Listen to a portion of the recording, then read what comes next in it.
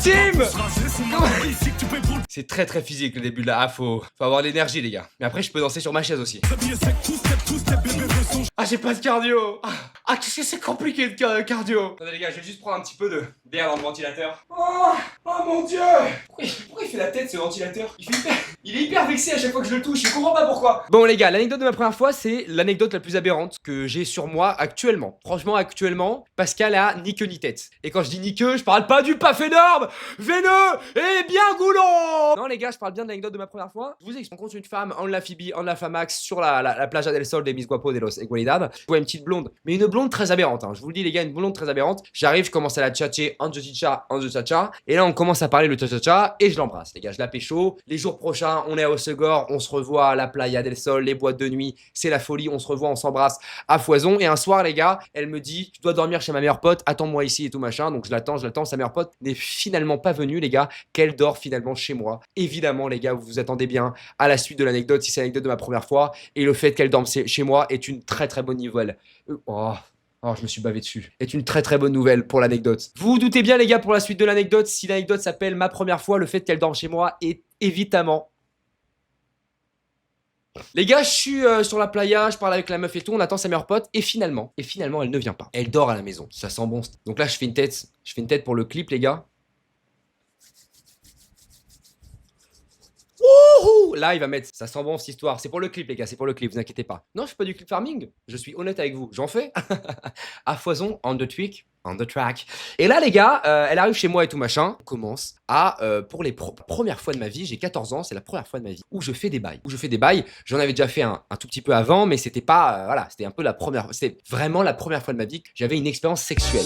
Elle est là, elle est dans le lit, sauf que les gars, pour que vous compreniez mieux l'anecdote, finalement, on est sur un lit superposé, donc déjà pas top. Le lit bouge beaucoup, il fait énormément de bruit. Au-dessus de nous, vraiment l'étage au-dessus, il y a mes darons. Et l'entrée, voilà, l'entrée de la maison, il y a mon lit juste à droite de l'entrée. Quand tu ouvres la porte, il y a mon lit, frérot. Il y a les toilettes, il y a la salle de bain, il y a le salon où il y a mon grand frère et mon petit frère qui dorment. Et juste au-dessus de nous, il y a un petit escalier qui monte. Et juste au-dessus de nous, il y a un étage avec mes parents qui dorment. Donc globalement, pour effectuer du sexe à foison, il faut être très discret. Il faut être vraiment un énorme ninja du sexe. Et étant donné que j'ai 14 ans et que c'est ma première expérience sexuelle, c'est très compliqué pour moi de pas faire d'être un ninja parce que je n'y connais absolument rien. Donc tout s'est passé au punto de la puntax et là ça continue jusqu'à que mon daron descende. Sauf que les gars, je vous le dis, il est juste au-dessus de nous, donc quand il se lève, on entend beaucoup vraiment le parquet qui est juste au-dessus. Je vous rappelle, l'appartement est éteint contre un mur. Sauf que pour atteindre les toilettes, les gars, il faut qu'il passe par la chambre dans laquelle je suis avec une femme où on est tous les deux tout nus. Voilà. Donc il arrive dans les toilettes, c'est-à-dire dans ma chambre, il ouvre la porte. Il ne voit pas la meuf, il commence à faire pipi comme ça. Nous, on est tous les deux sous la couette comme ça, il fait 140 degrés, on est en août, frérot. On est vraiment en août à Hossegor. Et là, il lâche un paix de l'espace, les gars. Mais quand je dis un paix de l'espace, je vous le dis, les gars, Luke Skywalker n'était pas capable d'avoir autant de force rien qu'avec ses mains. Et mon daron l'a fait avec son fustifion, les gars. Je vous dis la vérité. Il est là, il envoie un paix de l'espace, on explose de rire. Il est là, il est un peu dans les vapes et tout, donc il se rend pas compte un petit peu de la dinguerie intersidérale qu'il vient d'envoyer on the air, les gars. In the air, les gars, mais exceptionnel.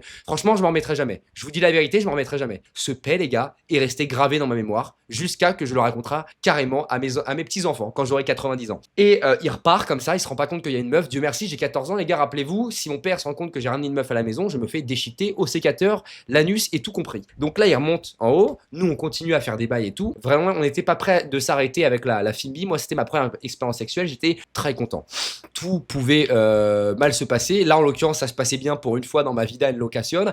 Donc évidemment que c'est pas mon daron qui allait m'arrêter avec un fustiprout. Ah, je vous dis la vérité, les gars. Je continue et tout machin, et là, il y a mon daron qui revient. Sauf que les gars, cette fois-ci, il fait pas que pipi, il s'assoit on the chiotte, et il lâche un classique intersidéral, les gars. Intersidéral et voire intercontinental, voire interplanétaire, voire tout l'univers entier était au courant qui chiait dans les toilettes, c'est-à-dire globalement dans ma chambre, parce que les toilettes étaient, je le rappelle, dans ma chambre, les seules toilettes de l'appartement, et la chambre aussi faisait guise d'entrée. Voilà, pour vous dire un petit peu, la thune n'était pas présente dans le compte du papa, et par contre, ce qui était présent dans le cul du papa, c'était de la demeure à foison. Donc il nous envoie ça dans la gueulasse, nous on pleure de rire, c'est le meilleur moment de notre vie. Je vous rappelle qu'à ce moment-là, les gars, ma couette fait un tipi parce que j'ai le barreau atroce on the tweak, on the track. On continue un petit peu machin, mon daron il lâche ses folies dans les toilettes, il remonte, donc mon daron il lâche ses énormes folies dans les toilettes, il remonte comme ça, et là on se dit, bon allez c'est parti, on continue. Ah ouais, rien pouvait nous arrêter les gars, c'était pas de la demeure qui allait nous arrêter, on était prêts à s'envoyer en l'air. Sauf que là les gars, elle me dit, Alexandre, viens, on fait l'amour. Je n'avais jamais fait de sexe auparavant, je n'avais jamais fait l'amour auparavant. Elle a un âge très prononcé et moi non. Et c'est vrai qu'à ce moment-là, je lui dis oui, alors que je n'ai absolument aucune expérience. Je vais chercher une capotas dans le sac de mon grand frère, qui pour le coup était un tout petit peu plus au courant de ce qui se passait entre les femmes et les hommes au niveau du sexe.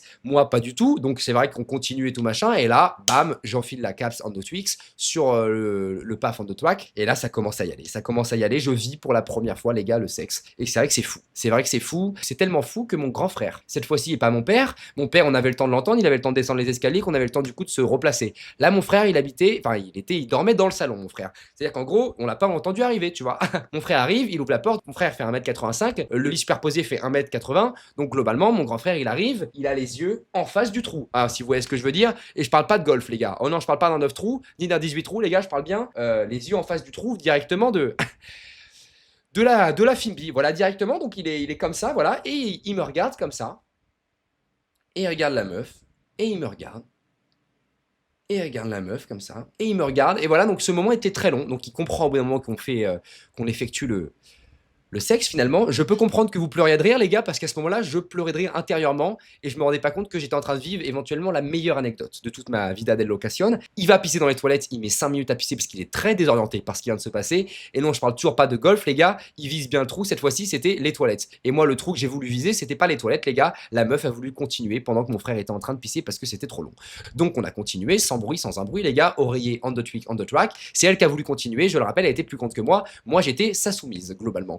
Ça continue, ça continue. Moi, je suis là, je comprends pas ce qui se passe. Mon paf, il est là, il est en folie, frérot. Il est complètement en folie. Il est en train de vivre ce que, vraiment, il a toujours voulu vivre, finalement, en fait. Sauf que je suis un peu bourré, donc ça tient, jusqu'au moment où mon frère revient. Il repasse. À ce moment-là, forcément, on s'arrête. Mais il revoit une deuxième fois la scène et il me regarde, il regarde la meuf, il me regarde, il va se recoucher. Le grand frère, il va se recoucher à foison dans le lit. Et nous, on continue. À ce moment-là, les gars, autant vous dire que mon père qui a pissé, qui a pété, mon père qui a chié, mon grand frère qui est arrivé, rien ne pouvait nous arrêter. On a quand même continué. On était là complètement pour en découdre. Et je dis pas, quand je dis en découdre, c'est pas pour en découdre chill, voilà. Et on a continué comme ça, les gars. À un moment donné, effectivement, ça s'est terminé. Le lendemain, elle est partie. Et c'est vrai que, les gars, c'est quand même la meilleure anecdote que j'ai. Et l'anecdote n'est pas terminée, les gars. Donc, les gars, vous vous doutez bien, une première fois pour un homme, ça ne s'oublie pas. Et moi, c'est vrai que je ne l'oublie pas, cette première fois. Donc, je lui dis à la meuf, écoute, après l'été, on se met en couple. On fait les démarches et tout machin, on parle, on est à ça de se mettre en couple, jusqu'à que mon grand frère, déjà qu'il a niqué une première fois, ma première fois, quand je dis niqué, j'ai choisi très très bien mon mot, et ben en deuxième fois, il décide de faire une story pour mon anniversaire, je suis né le 12 septembre, donc juste après l'été, et il n'hésite pas à mettre en story 15 ans Alexandre, ça se fête non? Joyeux anniversaire mon frère adoré. Donc voilà, mon grand frère a niqué ma première fois, et a niqué le couple que j'aurais toujours voulu avoir de toute ma vie les gars. Je le rappelle les gars, elle avait 18 ans, j'en avais 14,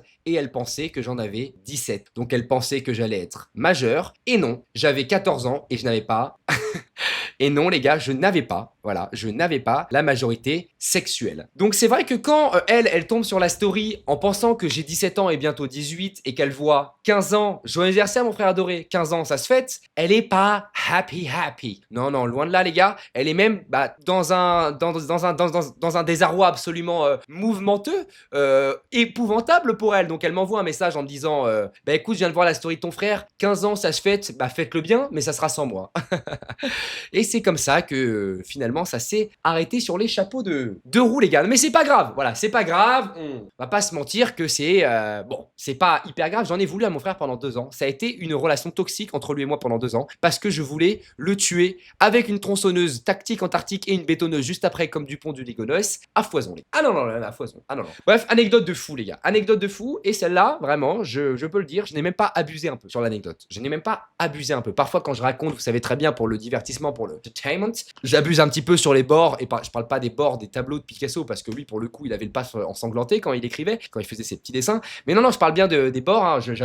Voilà, sur les bords, j'abuse un peu pour faire rire et tout machin, là, je n'abuse même pas. Genre, je le raconte chill, l'anecdote, parce que j'ai pas besoin d'abuser tellement elle est folle, tellement c'est une anecdote de tueur en série. Mais non, mais je le dis, les gars, c'est une anecdote de tueur en série.